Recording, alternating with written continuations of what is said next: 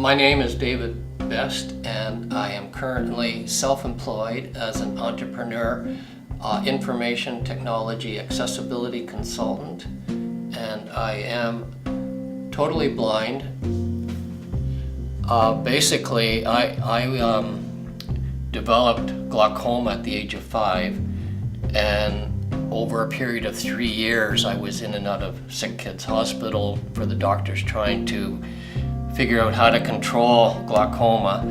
My childhood, basically, I was very much an outdoor and sports kind of youth. As I said, I started to lose my vision at the age of 5. By the time I reached the age of 20, I had pretty well lost it all. But during that period, glaucoma is sort of like tunnel vision, where the tunnel gets longer and longer. So as time went along, my vision was getting worse, but it's something you don't really realize or recognize when you're young and involved with the excitement of life. So I was very much involved with outdoor. I did a lot of hiking, camping. When I was 13, I hiked the entire Bruce Trail. I participated a lot with the scouting movement, and I guess my favorite sport was, well, I enjoyed playing hockey, but after breaking my nose 3 times, I sort of gave up on hockey and went into chess. I found playing chess much safer and a lot less injuries.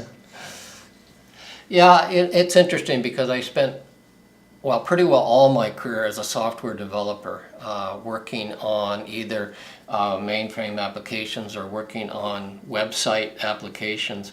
But since working as an entrepreneur, I have found that I've gotten more and more involved with the advocacy side of accessibility, because despite what organizations say, they don't necessarily do what we expect them to do in resolving the accessibility solution. So a lot of the engagements I have now are talking at conferences. Last Friday I was the keynote speaker at the Toronto IT Leadership Conference, where I talked to a group of IT leaders and talking about the accessibility gap that we're experiencing between the leadership understanding of accessibility and the management implementation of accessibility is really where we have our barriers. A lot of it is culture and attitudes, because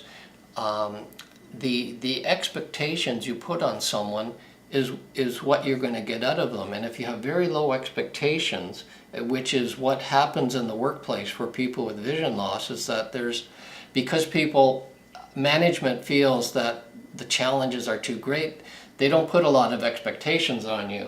And we have to change those attitudes and that culture of what I call culture of colonialism, where we want to serve and protect, where we need to rather get management to understand the challenges and give people the power to make decisions for themselves and become independent.